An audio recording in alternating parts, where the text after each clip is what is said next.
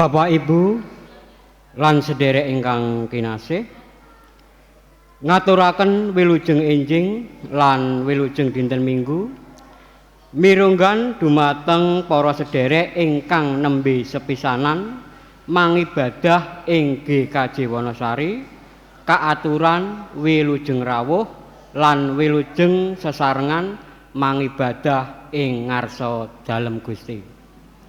Ing mriki kula badhe maosaken pawartos pasamuan dinten punika Minggu 21 Desember 2019. Pawartos ingkang sepisan, pangibadah pengetan Natal 2019. Badhe kaladosaken pangibadah Natal benjang dinten Kemis 19 Desember 2019. Wonten ing induk jam 7 enjang ngginakaken bahasa Indonesia. Pangibadah dados setunggal. Wondene ing pepantan sekaran jam 6 enjang ngginakaken bahasa Indonesia. Mugi ndadosna pamirsa. Pawartos ingkang angka kalih, pangibadah lereh lan tetepan anggotaning Majelis GKJ Wonosari. Sidang Majelis GKJ Wonosari sampun netepaken calon anggota majelis ingkang anyar inggih punika setunggal Bapak Widi Atmoko, kalih Bapak Eko Supriyanto, 3 Bapak Priyo Kuncoro AMD, sekawan Bapak Marjono.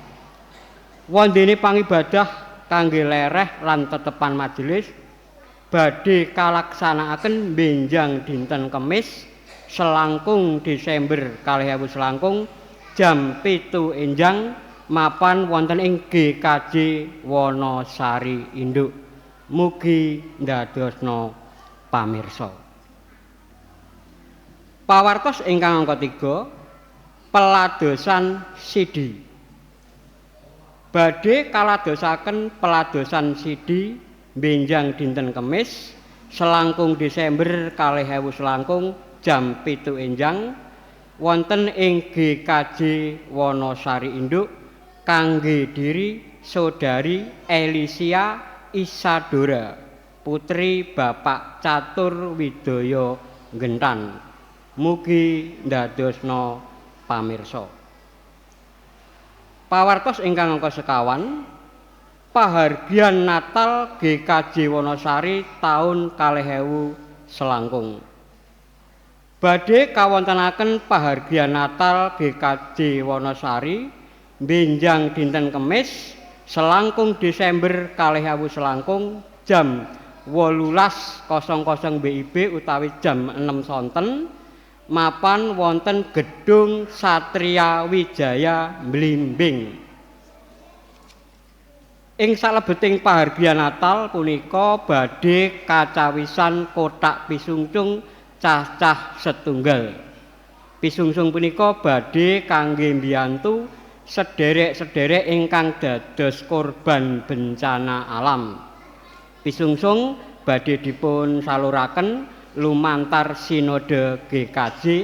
Mugi ndadosna pamirsa. Pawartos ingkang angka gangsal, pahargyan Natal Komisi Anak.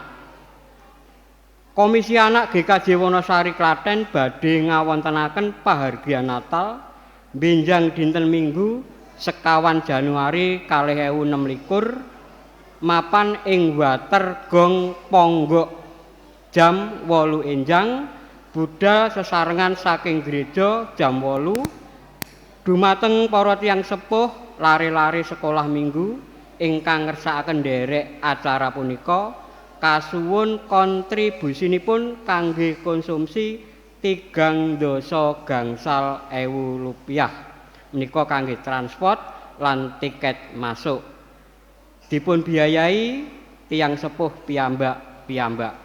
Mugi ndadosna pamirsa. Pawartos ingkang angka 6, perayaan Natal Komisi Pemuda Remaja. Komisi Pemuda Remaja GKJ Wonosari Klaten badhe ngawontenaken pahargyan Natal benjang dinten Minggu 11 Januari 2026 jam 09.00 enjang mapan ing Umbul Siblarak. Mugi ndadosna pamirsa. Pawartos ingkang kapitu, struktur Majelis Pelaksana Harian GKJ Wonosari. Miturut putusan rapat Majelis GKJ Wonosari tanggal 17 Desember 2019, mila struktur Majelis Pelaksana Harian inggih punika Ketua Setunggal Bapak Widi Harmoko SE, Ketua Kalih Bapak Ekna Purwadi SPD, Sekretaris Setunggal Bapak Maidika Yona Setiawan, Sekretaris Kalih Ibu Dewi Ratna Vanus SPD, Bendahara Ibu Sri Susilowati STH, anggota Bapak Pendeta Indar Prasetyotomo SSI MM. Mugi ndadosna pamirsa. Pawartos ingkang kawolu, laporan panitia riyaya unduh-unduh 2000 selangkung. Panitia riyaya unduh-unduh 2000 selangkung GKJ Wonosari Klaten nglaporaken final hasil riyaya unduh-unduh 2000 selangkung gunggungipun wonten 9.780.780.000 rupiah lan sedaya angsuran sampun lunas.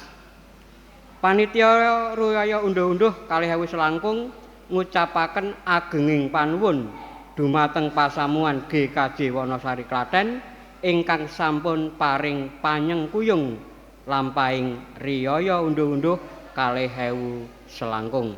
Mugi ndadosna pamirsa. Pawartos ingkang kasanga, laporan panitia persiapan rumah emeritus pendeta.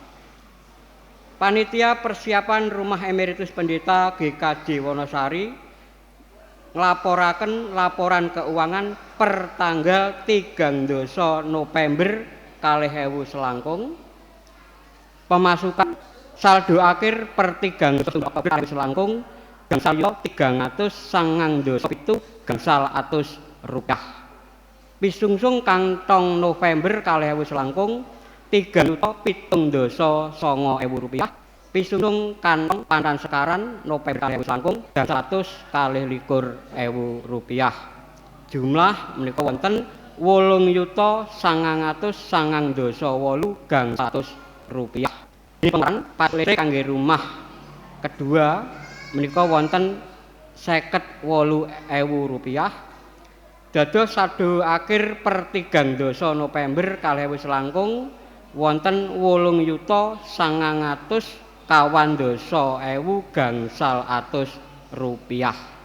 Mugi ndadosna pamirsa. Pawartos ingkang kasedasa, laporan Komisi GKJ Wonosari Klaten.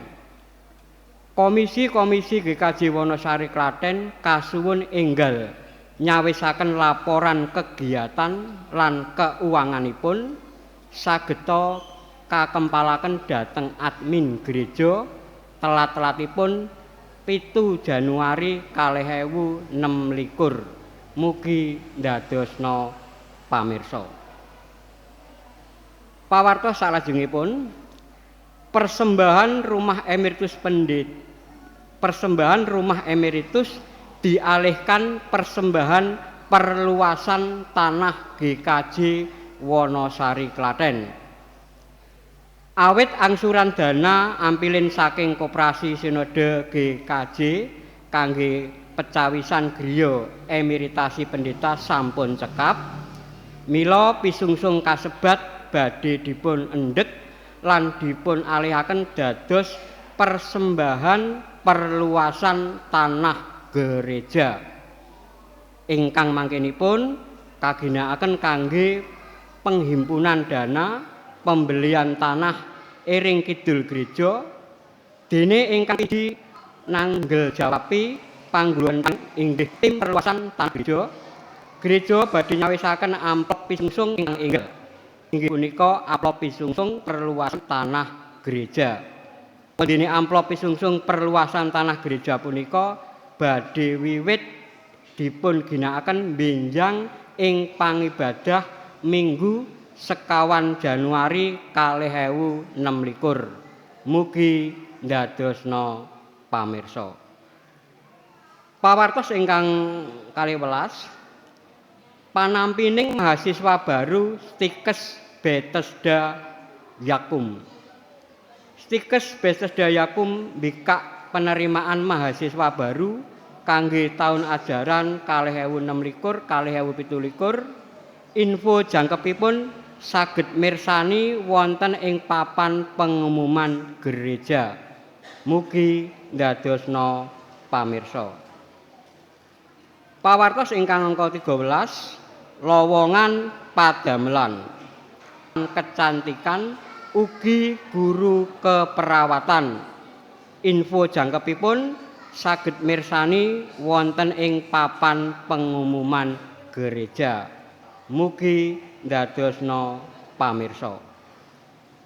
Pawartos ingkang pungkasan utawi ingkang angka 11 pisungsung minggu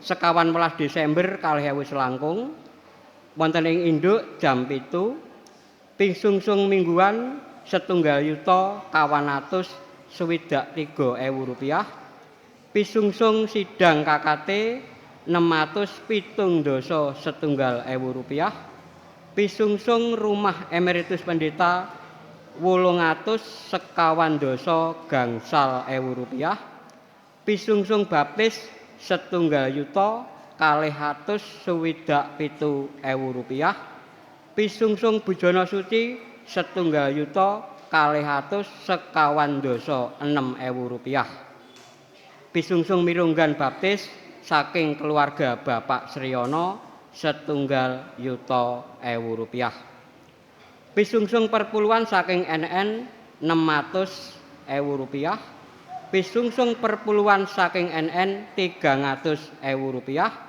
pisungsung perpuluhan saking anak sekolah minggu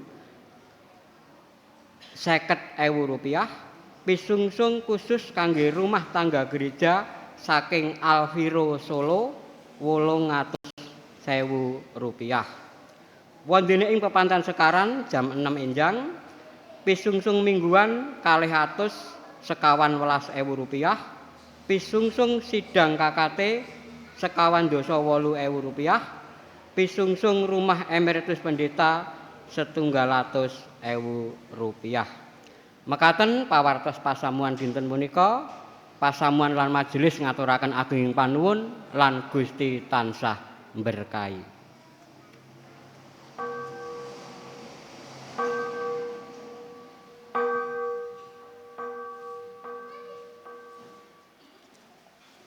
Pasamuan kaaturan jumeneng.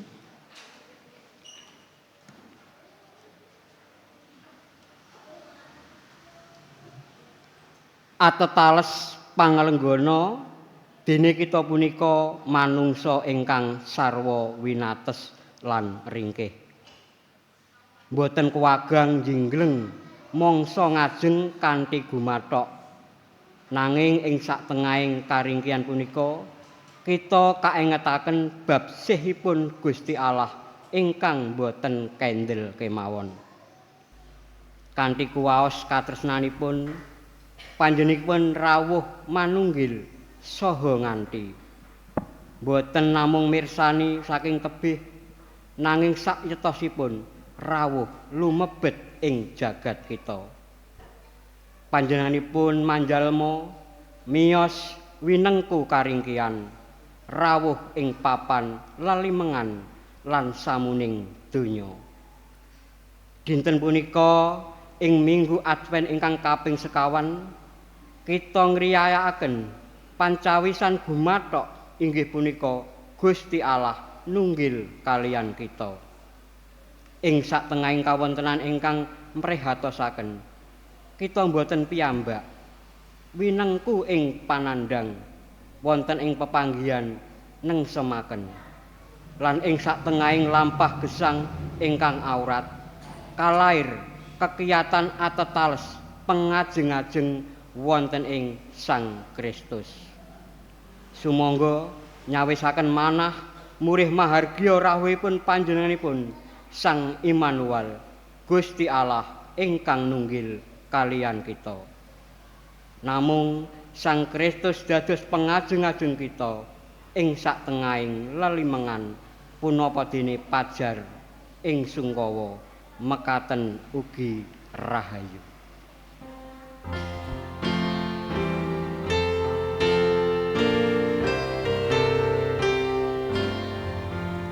Pinuji tansah Allah mengira kang asih nirma mari manungsa ladani kita welas asih ira ring tiyang kang ringgih nandang sangsara.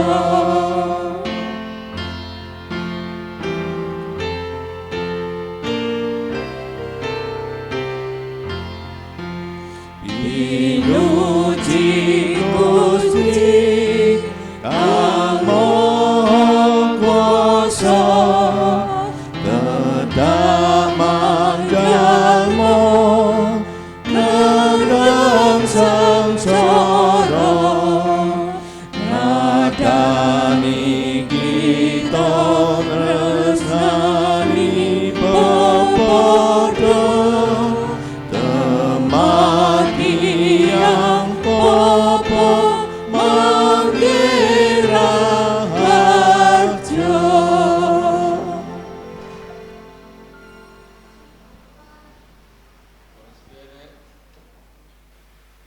Sumangga kita murwakani pangibadah Minggu Advent kaping sekawan menika kanthi pengaken bilih pitulungan kita menika wonten ing asmanipun Gusti Allah ingkang nitahaken langit, bumi lan saisinipun saha ingkang setya netepi prasetyaning kawilujengan ingkang sampun kababaraken. Amin.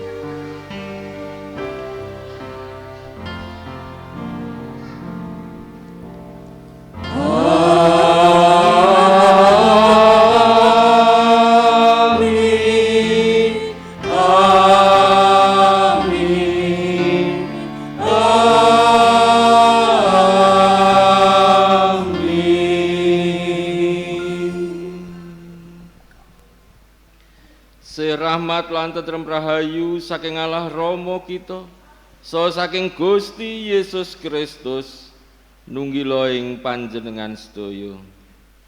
Mugi nunggila ing panjenengan ugi.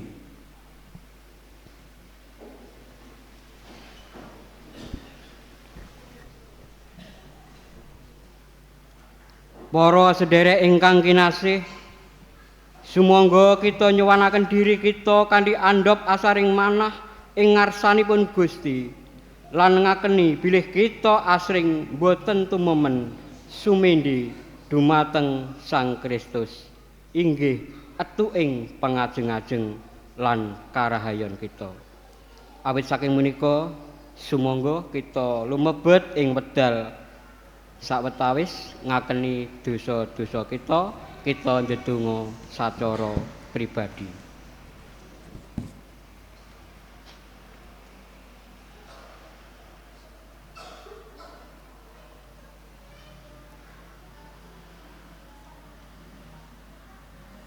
Duh Gusti ingkang Maha Tresna, kawula ngakeni dene asring boten sumendhe sawetahipun dumateng paduka. winengku raos kuwatos lan nemahi pacobaning gesang. Kawula asring ngandhelaken diri kawula piyambak, tiyang sanes kepara kekiyataning jagat punika.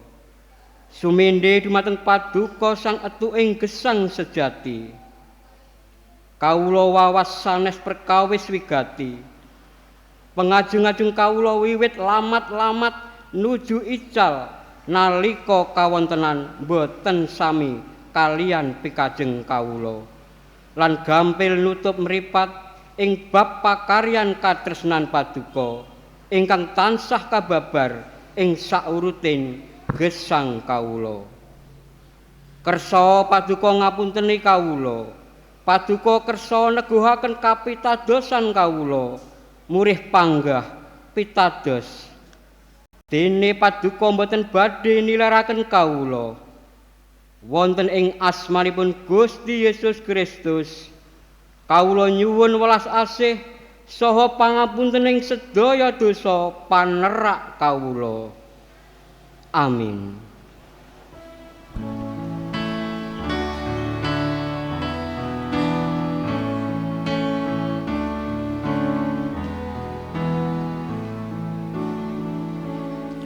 Atas budi Gusti yen kula sungurman mendhoken layan puji ring ratuning jagat mugi Gusti magani antaran roh suci. Salam kula dadosna kepareng paduka.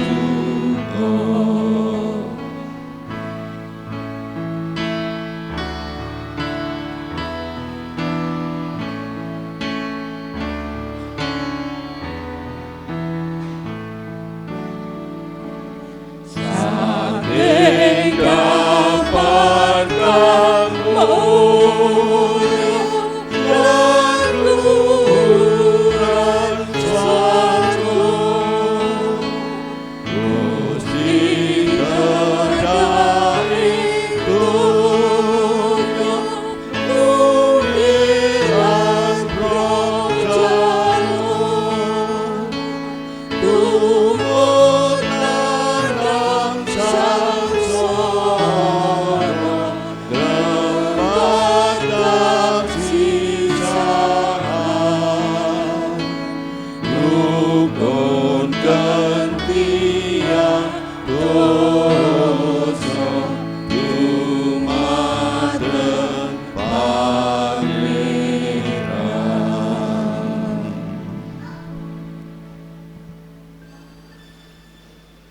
Nampenono wartosih rahmat saking Gusti ingkang sinerat wonten ing kitab Nabi Yeremia 3 ayat 18 dumugi 16 mekaten. Pangandikane Sang Yehuwah mengkene, lah bakal tumeka ing mangsane anggoning sun bakal nuhoni prasetya kang sun paringake marang tedhak turune Israel lan Yehuda. Ing wektu lan ing mangsa iku ingsun bakal nuwuhake trubusing keadilan tumrap Daud kang bakal nindakake keadilan lan kabeneran ana ing negara. Ing wektu iku Yehuda bakal linuaran lan Yerusalem uripe bakal tentrem lan kalawan jeneng iku bakal padha sinebut Sang Yehuwah iku keadilan kita. Mekaten sih rahmat saking Gusti. Puji syukur Gusti. Pasamuan katuran pinarak lenggah lan sabdo menika badhe dipun tanggapi dening lelagon saking anak-anak PAUD Pelangi Kasih. Mari anak-anak dipersilahkan untuk mempersiapkan diri menyanyi.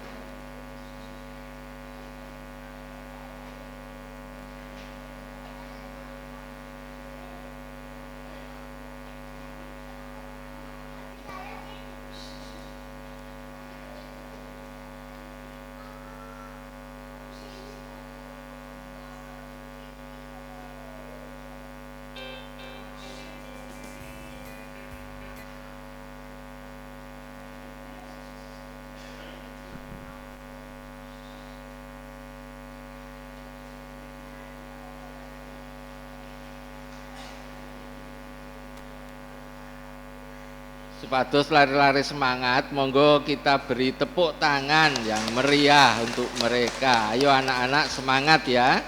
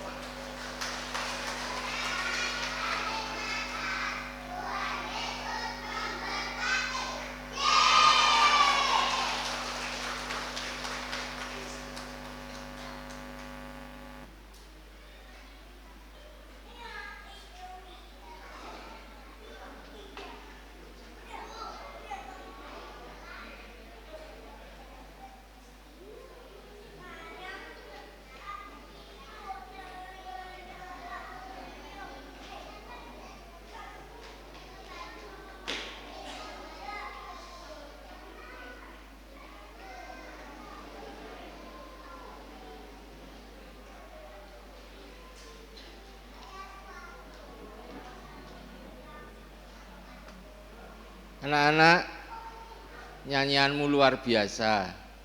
Semangat banget. Apalagi waktu bilang yes, yes, yes. Wah, ada yang lunjak-lunjak. Nah, itu hebat memuji nama Tuhan seperti itu ya. Nah, semoga Tuhan selalu memberkati kalian. Sekarang waktunya kita akan mendengarkan firman Tuhan. Maka anak-anak dipersilahkan untuk duduk dengan tenang. Sejenak saja, sebentar saja ya. Pasamuan ingkang kinasih, kita kepareng badhe nampi pangandikanipun Gusti. Saderengipun monggo kita nunggil ing pandonga. Kula dherekaken.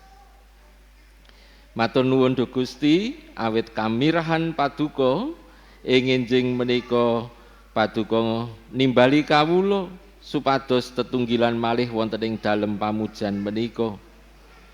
Kawula paduka tunggilaken kalian anak putu kawula, sederek-sederek kawula, temah kawula saged kiat ingiataken setunggalan-setunggalipun. Duh Gusti, manah kawula bombong krana paduka kersa nimbali kawula. Wanci menika kawula sumedya mirengaken ngraos-ngraosaken pangandika paduka, sumangga paduka paring pangandika. Saestu Gusti, paduka Sang Immanuel sejati ingkang tansah nunggil lan nyartani gesang kawula wonten ing kawontenan ingkang kados menapa kemawon. Wonten ing Sang Kristus kawula ndedonga. Amin.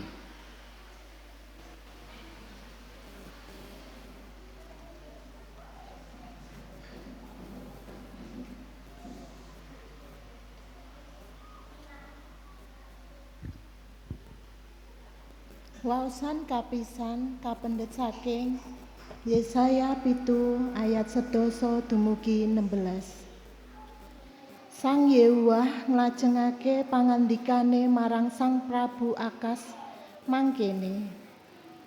Sira nyuwuna sawijining pratandha marang Sang Yehuwah Gusti Allahira. Sanadyan iku saka ing jagating wong mati kang ana ing ngisor dhewe utawa saka ing panggonan kang dhuwur dhewe kang ana ing ngaluhur.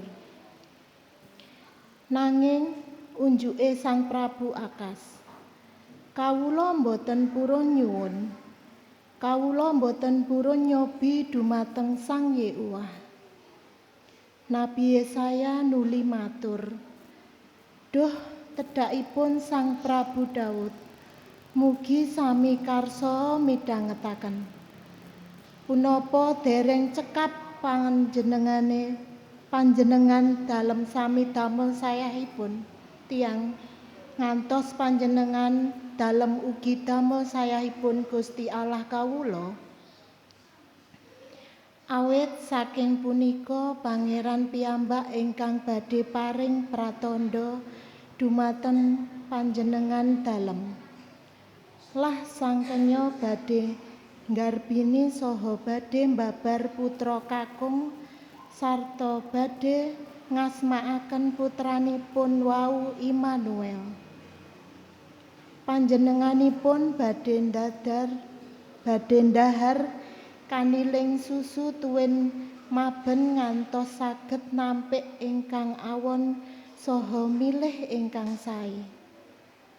Awit saderengipun putra wau saged nampik ingkang awon tuwin milih ingkang sae, nagari ing ratunipun kekalih panjenengan dalem ajri punika badhe katilar suwung.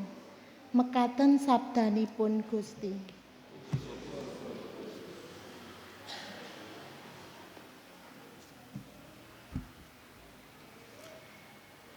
Sumangga kita tanggapi sabdanipun Gusti kala wau sarana maos Jabur Mazmur 18 ayat 1 dumugi 7 dipun lajengaken ayat 17 dumugi 19. Kanggo lurah pasinden lagune kaya kidung, kembang bakung pasekane asap Mazmur. Duh juru panganipun Bani Israel, mugi karsa midhangetaken paduka ingkang giring Bani Yusuf kados pepantan mindo. Paduka ingkang nitih kerup-kerup, mugi karsa ngatingalaken cahya paduka. Wonten ing ngajengipun Efraim kalian Bunyamin tuwin Manasya. Paduka mugi karsa ngatingalaken kasantosan paduka. Saha mugi karsa rawuh ngluwari kawula sedaya. Duh Allah, kawula mugi sami paduka pulihaken. Mugi karsa nyunaraken wadana paduka. Temah kawula sami badhe manggih wilujeng. Duh Yehuwa, Gusti Allahipun ingkang sarwa dumadi, tasih pinten laminipun anggen paduka bendu. Sanadyan umat paduka ndedonga, umat paduka sami paduka tedani roti, tumates sing luh, paduka paringi ngombe luh ngantos kathah sanget. Kawula sami paduka dadosaken rerebatanipun para tetangga tepalih, saha sami ditampahan ing mengsah-mengsah kawula. Ayat 17 dumugi 19. Witipun sampun sami dipun basemi lan dipun tegori. Tiang-tiang wau kajengipun sami sirna ical dening bebendu paduka. Paduka mugi karsa ngresa dhateng para tiyang ingkang wonten ing sisih tengen paduka. Anakipun manungsa ingkang sampun paduka kiyataken kagem paduka piyambak. Kawula sami boten badhe nyeleweng saking paduka. Kawula mugi paduka gesangi. Satemah sami badhe nyebut ngluhuraken asma paduka.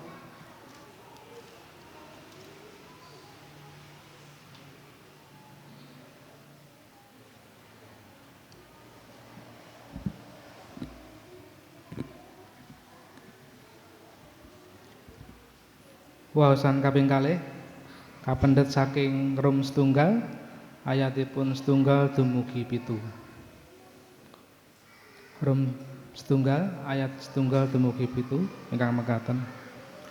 Saka Paulus abdine Sang Kristus Yesus kang katimbalan dadi rasul kapiji nggelarake Injile Gusti Allah kang sadurunge wis kaprasetyakake lumantar para nabine ana ing kitab-kitab suci bab kang putra kang dumados saka tedhake Sang Prabu Daud mungguh ing daging lan miturut roh ing kasucen kang kayekten ana ing wungune saka ing antarane wong mati menawa panjenengane iku putrane Gusti Allah kang kuwaos ya iku Gusti Yesus Kristus Gusti kita. Kalawan lumantar panjenengane aku padha oleh sih rahmat sarta kalenggahan rasul kadhawuhan nuntun marang kabeh bangsa supaya padha pracaya lan bangun turut marang asmane. Kowe uga padha klebu ing antarane wong-wong mau, kowe kang wis padha katimbalan dadi kagungane Sang Kristus marang sakae para sedulur kang manggon ing kutha Rom. Iya para kekasih Gusti Allah kang katimbalan lan kadadake suci. Sih rahmat ana ing kowe kabeh lan tentrem rahayu saka Gusti Allah Rama kita lan saka Gusti Yesus Kristus. Mekaten sabdanipun Gusti.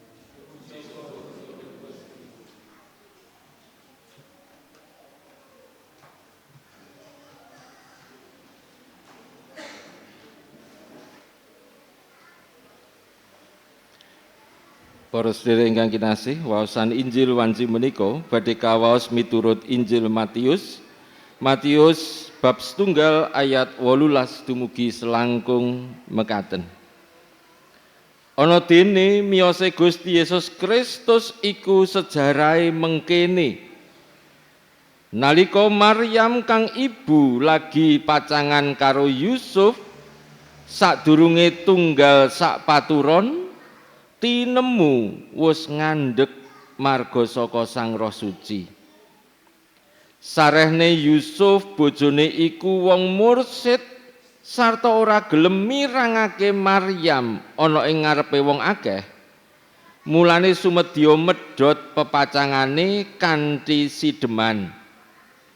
Nanging bareng lagi duwe gagasan mengkono iku tumuli ana malaikating pangeran ngetingali sajroning pangimpen dawuhe, "He Yusuf, tedhake Daud, aja sumelang anggonmu ngepek Maryam dadi bojomu, awit putra kang kabobotake iku marga saka Roh Suci. Sarta Maryam bakal mbabar putra kakung, iku namakna Yesus, awit iya iku kang bakal ngluwari bangsane saka ing dosane. Bab iku anggone kelakon supaya kayektenono apa kang kapangandikaake dening pangeran lumantar nabi mengkene. Lah sang kenya bakal nggarbini sarta mbabar putra kakung kang asmane bakal sinebut Immanuel, tegese Gusti Allah nunggil kalawan kita. Yusuf saktangine turu banjur ngestokake kaya kang didhawuhake dening malaikating pangeran, Maryam dipek bojo. Nanging ora diwori turu nganti tumekane wis mbabar putra kang banjur dinamake Yesus. Mekaten Injilipun Gusti Yesus Kristus ingkang rahayu nggih menika tiyang ingkang mirengaken pangandikanipun Gusti lan dipun gatosaken ing gesang padintenanipun. Maranatha.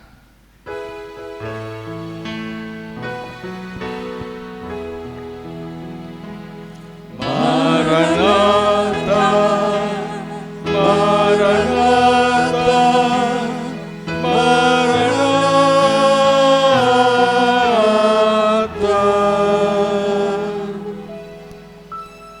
Siapa yang pernah jatuh, anak-anak?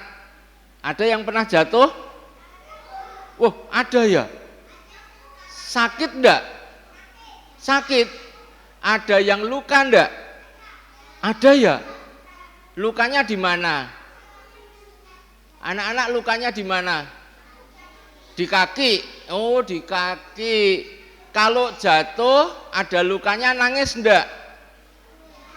Enggak. Oh, hebat, luar biasa anak-anak Paut Pelangi Kasih, enggak ada yang nangis kalau jatuh walaupun ada lukanya. Nah, kalau jatuh ada lukanya, pengennya diapake? Oh, dicuci, dicium. Wah, hebat. Siapa yang nyium? Dicium siapa? Enggak pernah ya? Nek jatuh diapake toh? Sama papa mama? Diobati. Ah, tenane. Nek jatuh diobati papa mamae? Ditinggal. Oh, ditinggal, wis ben sesuk ben sembuh gitu. Welah, wah iki. Pripun Bapak Ibu niki? Waduh, enten sing kaya ngoten niku. Ah, nggih ngoten niku, awake dhewe menungso niku nggih to. Nek pun anyel niku ya wis mirsani kelakuane anak-anak dilalah tiba. Terus gandeng mangkel, ora mungkin dicium anak-anak. Karo bapak ibu mosok dicium, paling ya disengeni to. Oh, makanya dari tadi sudah dibilangi papa, bilangi mama, jangan mainan sepeda terus. Jatuh toh sekarang. Nah, paling-paling dimarahi seperti itu toh. Oh, makanya kalau naik sepeda hati-hati. Jangan lari-lari. Oh, sekarang luka. Paling-paling digituin toh. Padahal yang diinginkan anak-anak apa? Kalau jatuh, anak-anak pengen mamah papahnya itu mencium, memeluk, gitu toh. didekati, dipeluk, dicium, ditanya, yang sakit mana nak? Oh ini. Nah gitu toh, terus diobati gitu. Ora diteke wae, udah biarin, biar besok sembuh sendiri. Nah, kuwi kaya sapa? Kaya papahmu. Nah, Bapak so Ibu para sederek, anak-anak ingkang tinresnanan, menika ugi gegambaran Sang Immanuel. Anak-anak tadi nyanyi pakai kata Immanuel, artinya apa? Immanuel, Tuhan beserta kita. Immanuel, Tuhan beserta kita. Ya, Gusti Allah menika mboten namung makarya kangge milujengaken jagat, sak sampunipun paring kawilujengan krana pangorbananipun lajeng kendel mawon wonten ing swarga mboten, nanging panjenenganipun menika kados dene tiyang sepuh ingkang tansah mirsani anak-anakipun nalika dawah panjenenganipun ngrawuhi nyaketi menika werdinipun Immanuel, tansah nyartani kawontenanipun anak ingkang nembe terluka, ingkang nembe ngraosaken kasedihan, kaprihatosan. Menika Immanuel, Natal ingkang sekedap malih badhe kita pahargya, kita pengeti tanggal selangkung menika ugi mengeti Yesus Kristus Sang Juru wilujenging jagat ingkang tansah paring kawilujengan mboten namung nalika ngorbanaken diri wonten ing kajeng salib lajeng kendelan, nanging panjenenganipun menika prasetya badhe tansah nunggil kalian kita sami. Temah kados dene Yusuf nalika nembe ngolang-aling manahipun, Yusuf nembe bingung awit kawontenan ingkang dipun adepi, Gusti Allah rawuh srana malaikatipun paring pangluaran saking kebingungan menika. Mekaten ugi wonten ing gesang padintenan kita ingkang sok asring ugi ketaman sakataing perkawis, sakataing pergumulan ingkang kita pitadosi Gusti Yesus mboten namung kendelan, panjenenganipun mboten namung kendel wonten ing swarga, nanging tansah rawuh nyarengi kita, ngantepaken saben menapa ingkang dados pilihan lan putusan kita wonten ing gesang. Monggo kita pahargya, kita pethokaken dinten Natal kanthi kemantepan iman kita bilih panjenenganipun menika Sang Immanuel ingkang dados pengajeng-ajeng gesang kita sami. Amin.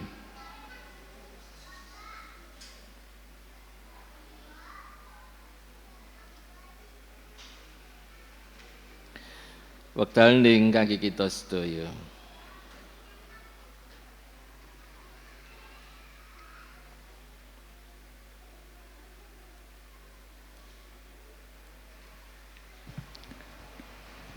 Wekdal ning cekap.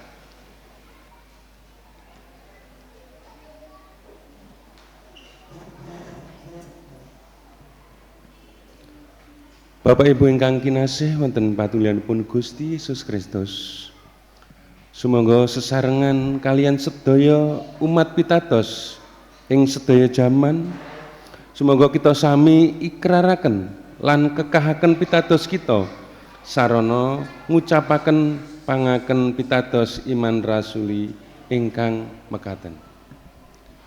Kawula pitados dhateng Sang Rama kawasa ingkang teng langit kaliyan bumi, inggih pitados dhateng Yesus Kristus ingkang putra putranipun Gusti kami, ingkang kabotaken dening Roh Suci miyos saking Prawan Maria, ingkang sangsara nalika jumlipun Pontius Pilatus, kasalit sampai situ lajeng kasaraken tumedak dhateng teleng kalimungan ingkang malih saking antawisipun tiyang pecah lajeng semengko dhateng swarga pinarak wonten ing tengipun Allah Sang Rama ingkang Maha Kawasa saking inggih badhe rawuhipun ngadili tiyang kang gesang kaliyan ingkang pecah kawula pitados dhateng Roh Suci kawula pitados wontenipun pasaman Kristen tunggal ingkang suci sarta werati injih patunggalipun para suci menapa dene pangapuntening dosa tanipun raga sarta gesang langgeng.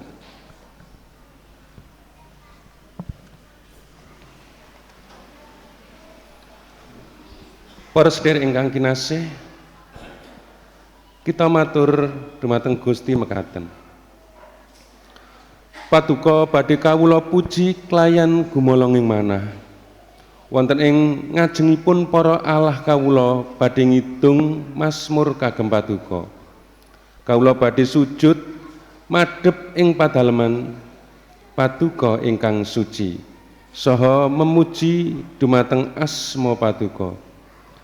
Awit saking sih kadarman lan kasetyan paduka dene asma saha prastya paduka damel nglangkungi samukawis saking Jabur Mazmur 138 ayat 1 lan 2.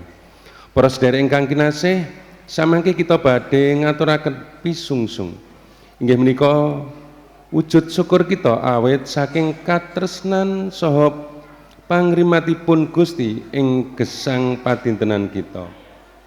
Sumangga kita ngaturaken pisungsung kanthi tulus ikhlasing manah winengku kabingahan minangka perangan saking pangibadah kita dumateng panjenenganipun. Mugi pisungsung menika meranani kalihipun Gusti lan dados berkah tumrap teladosaning gereja tumrap sesami menapa dene jagat.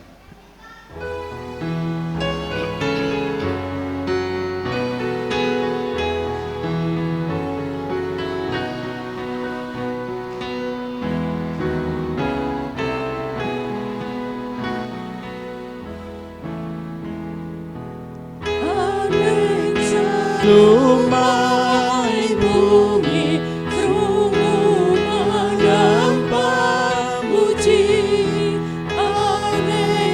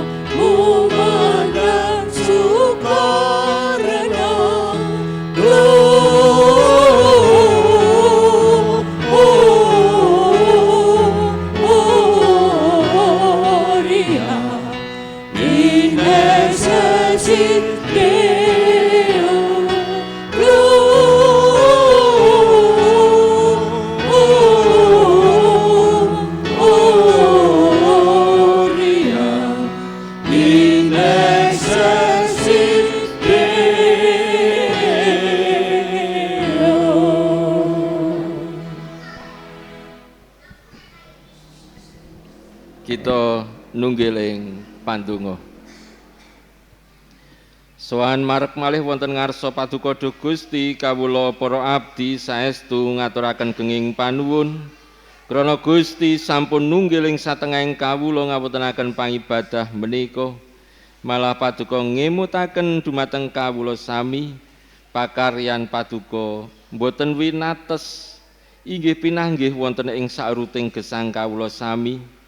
Temah nalika kawula kedah ngadepi lan ngalami perkawis-perkawis ing gesang ingkang kathah ingkang awrat, kawula pitados kawula mboten piyambakan krana Sang Immanuel tansah nyartani kawula inggih nderek manggul karepotan perkawis ingkang kedah kawula sandang.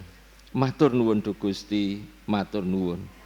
Pramila ing salebetengahing pangibadah menika kawula ngaturaken atur pisungsung minangka pamuji lan pamatur nuwun kawula. Anggen kawula kepengin misungsungaken gesang kawula wetah kunjuk wonten ngarsa paduka. Monggo Gusti paduka kepareng nucekaken temah kawula tansah saged nderek wonten ing pakaryan kawilujengan paduka lumantar pasamuan paduka ing ngriki. Duh Gusti, kawula ugi ngemuti saben sederek-sederek kawula ingkang wanci menika tasih wonten ing salebeting panandang sakit. Mugi Gusti piyambak ingkang badhe paring pangajeng-ajeng, Gusti paring pulih kesehatanipun, Gusti karsa paring bagas kasarasan malih. Mekatena ugi tumrap saben kawula minangka tiyang sepuh, minangka brayat, minangka anak, kawula nyuwun Gusti tansah nganti kawula rawuh wonten ing gesanging brayat kawula, temah saben pergumulan, perkawis-perkawis ingkang nembe kawula sandang. Saestu Gusti kawula mboten saged piyambakan. Kawula tansah nyuwun campur asta paduka sinagedna kawula ngadepi menika sedaya lan kawula tatak nglajengaken gesang peparing paduka kanthi sukarena lan kanthi kabingahan ageng. Saestu Gusti pengajeng-ajeng kawula namung wonten ing paduka. Kawula ndedonga tumraping bangsa lan negari kawula mirunggan ing sawetawis tlatah ingkang ngantos priki tasih wonten ing panandang kaprihatosan krana dados korban bencana alam. Kawula nyuwun Gusti tansah paring pikekah kekiyatan dhateng sederek-sederek kawula menika. Lan kawula sami ingkang ngraosaken gesang linangkung bejo, Gusti kepareng ngusikaken manah saben kawula sageta ngenteng-entengaken kawontenaning sederek-sederek kawula ingkang dados korban bencana alam menika. Sepinten ingkang saged kawula lampahi paduka berkahi murakabi kangge kasaenanipun sedaya. Monggo Gusti paduka berkahi bangsa lan negari kawula.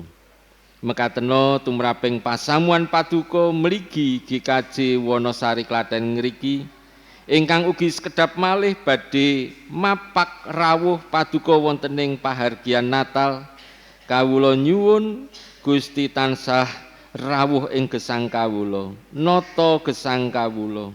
Mirunggan dapukan panitia Natal paduka berkahi saged ngleksanani sedya inggih kangge kaluhuran lan kamulyaning asma paduka kemawon. Menika pandonga kawula sedaya kawula aturaken wonten ing asma dalem Sang Kristus. Amin.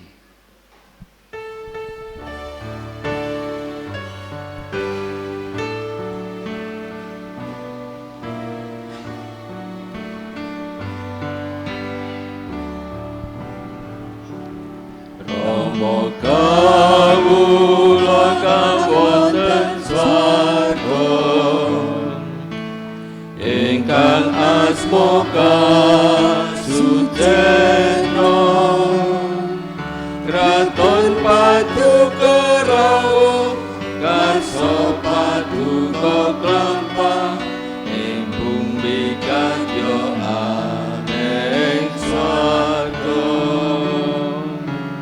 ing dinten sapunika sinuwun kaprejeki kula kaapuntena kadya kula ugi ngapunteni tiyang kalepatan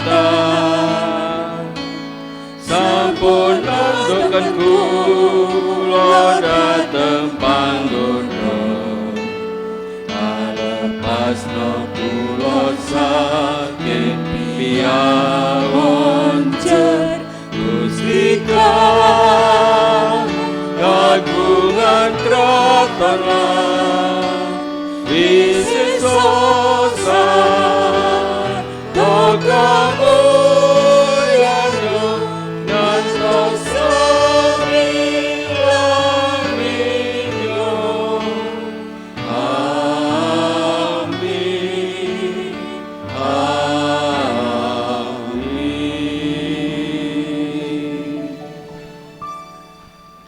Para sedherek mengkera saking pangibadah menika lan tetep setya ngugemi prastianipun Gusti.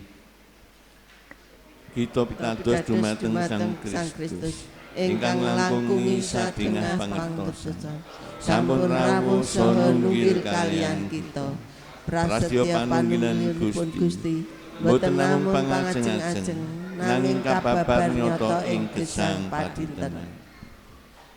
Tampenono berkahipun Gusti mekaten. Sih rahmatipun Allah ingkang nglangkungi sedaya nalar budi, ngrimati manah lan nalar panjenengan wonten ing patunggilanipun Sang Kristus Yesus. Lan awit saking pitulunganipun Sang Roh Suci, panjenengan sedaya sami tansah luber ing pengajeng-ajeng. Amin. Amin. Puji syukur kunjuk Gusti.